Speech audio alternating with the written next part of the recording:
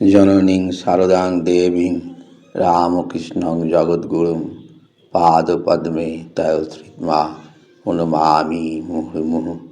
যথার্থনির্ধিকা শক্তি রামকৃষ্ণে সীতার্যহিজা সর্ববিদ্যা স্বরূপাং তাং শারদাং প্রণমাম্যহম।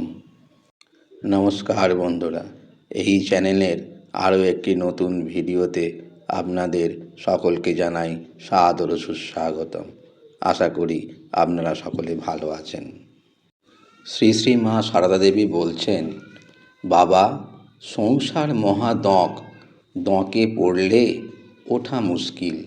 ব্রহ্মা বিষ্ণু খাবি খায়, মানুষ কোন ছাড়। তাঁর নাম করবে, নাম করতে করতে তিনি একদিন কাটিয়ে দেবেন। তিনি না কাটালে কি উদ্ধার হওয়া যায় বাবা? তাতে খুব বিশ্বাস রাখবে। সংসারে যেমন মা বাপ ছেলেদের আশ্রয়স্থল, তেমনি ঠাকুরকে জ্ঞান করবে। তিনি আরও বললেন, ভারী সাবধানে চলতে হয়। প্রত্যেক কর্মের ফল ফলে। কাউকে কষ্ট দেওয়া, কটু কথা বলা ভালো নয়। কর্মফল ভুগতে হবেই। তবে ঈশ্বরের নাম করলে যেখানে ফাল সেঁধুতো সেখানে ছুঁচ ফুটবে। জপ তপ করলে কর্ম অনেকটা খণ্ডন হয়। মন স্থির করে একবার ডাকলে লক্ষ জপের কাজ হয়। নতুবা সারাদিন জপ করছো কিন্তু মন নেই, তাতে ফল কি? মন চাই, তবে তাঁর কৃপা। মা বলছেন, যদি শুদ্ধ মন হয়, কেন ধ্যান ধারণা হবে না? কেন দর্শন হবে না?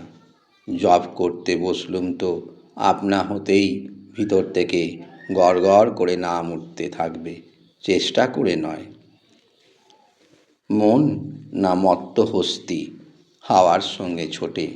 তাই সৎ অসৎ বিচার করে সব দেখতে হয়, আর খুব খাটতে হয় ভগবানের জন্য। কাজকর্ম করবে বই কি, কাজে মন ভালো থাকে। তবে জপ, ধ্যান, প্রার্থনাও বিশেষ দরকার। অন্তত সকাল সন্ধ্যায় একবার বসতেই হয়। ওটি হলো যেন নৌকোর হাল। ধ্যান জপের একটা নিয়মিত সময় রাখা খুব দরকার। সারদা মা বললেন, মেয়ে মানুষের কাজই লক্ষ্মী। আমার মা বলতেন যে খুব ভালো করে রেঁধে বেড়ে লোকজনকে খাওয়ায়, তার ঘরে মা অন্নপূর্ণা অচল হয়ে অবস্থান করেন। এত জপ করলামই বলো আর এত কাজ করলামই বলো, কিছুই কিছু নয়। মহামায়া পথ ছেড়ে না দিলে কার কি সাধ্য? হে জীব, শরণাগত হও, কেবল শরণাগত হও, তবেই তিনি দয়া করে পথ ছেড়ে দেবেন।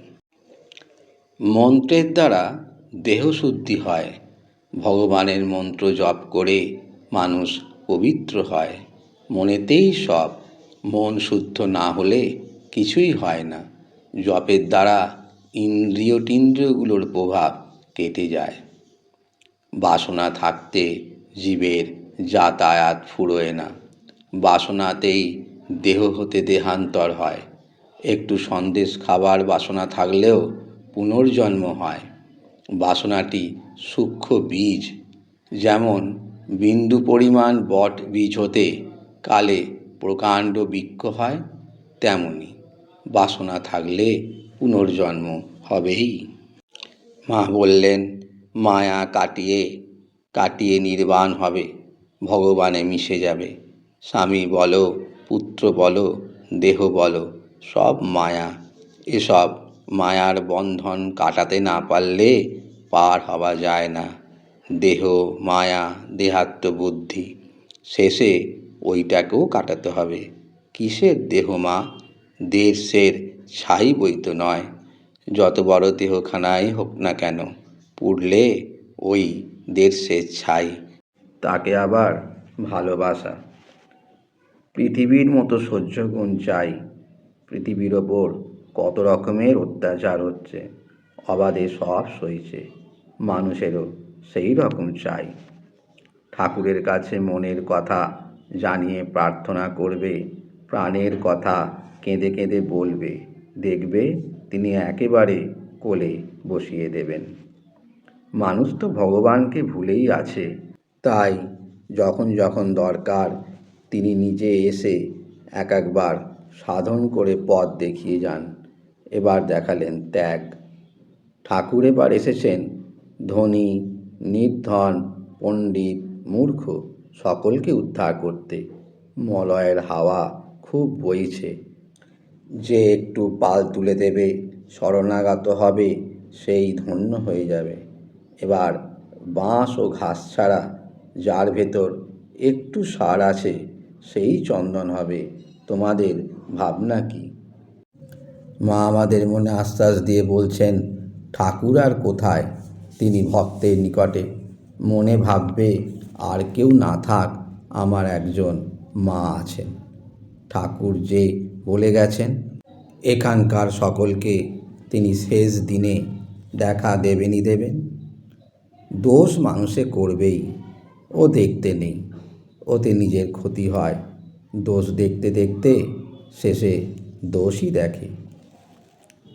যদি শান্তি চাও মা, কারো দোষ দেখো না, দোষ দেখবে নিজের। জগৎকে আপনার করে নিতে শেখো, কেউ পর নয় মা, জগৎ তোমার। জপ তপের দ্বারা কর্মপাশ কেটে যায়, কিন্তু ভগবানকে প্রেম ভক্তি ছাড়া পাওয়া যায় না। জপ তপ কি জানো? ওর দ্বারা ইন্দ্রিয়গুলোর প্রভাব কেটে যায়। ভগবানের জন্য কে সব ত্যাগ করতে পেরেছে? ঈশ্বরের শরণাগত হলে বিধির বিধি খণ্ডন হয়ে যায়। তার নিজের কলম নিজ হাতে কাটতে হয়। ভগবান লাভ হলে কি আর হয়? দুটো কি শিং বেরোয়? না, সৎ অসৎ বিচার আসে, জ্ঞান চৈতন্য হয়, জন্ম মৃত্যু তরে যায়। শুধু তাঁর কৃপাতে হয়। তবে ধ্যান জপ করতে হয়, তাতে মনের ময়লা কাটে। পূজা, জপ, ধ্যান এসব করতে হয়। যেমন ফুল নাড়াতে নাড়াতে ঘ্রাণ বের হয়, চন্দন ঘষতে ঘষতে গন্ধ বের হয়, তেমনি ভগবত তত্ত্ব আলোচনা করতে করতে তত্ত্বজ্ঞানের উদয় হয়। নির্বাসনা যদি হতে পারো, এক্ষুনি হয়। আজ তবে এইটুকুই থাক বন্ধুরা। আপনাদের সঙ্গে দেখা হবে, কথা হবে আমাদের এই চ্যানেলের পরবর্তী কোনো একটি ভিডিওতে। ততক্ষণ পর্যন্ত আপনারা সকলে ভালো থাকবেন, সুস্থ থাকবেন। যেতে যেতে আপনাদের কাছে একটি ছোট্ট অনুরোধ, যদি এই ভিডিওটি আপনাদের ভালো লেগে থাকে তাহলে একটি লাইক করবেন, কমেন্ট করে জয় মা সারদা লিখতে কিন্তু ভুলবেন না। আপনারা বন্ধুবান্ধব এবং আত্মীয় স্বজনদের কাছে ভিডিওটিকে পারলে শেয়ার করে দেবেন। আর যারা আজকে আমাদের চ্যানেলে নতুন এলেন, তারা আমাদের চ্যানেলটিকে সাবস্ক্রাইব করে রাখুন, তাহলে আমরা যখনই নতুন কোনো ভিডিও প্রকাশ করব তার নোটিফিকেশন আপনারা সঙ্গে সঙ্গেই পেয়ে যাবেন।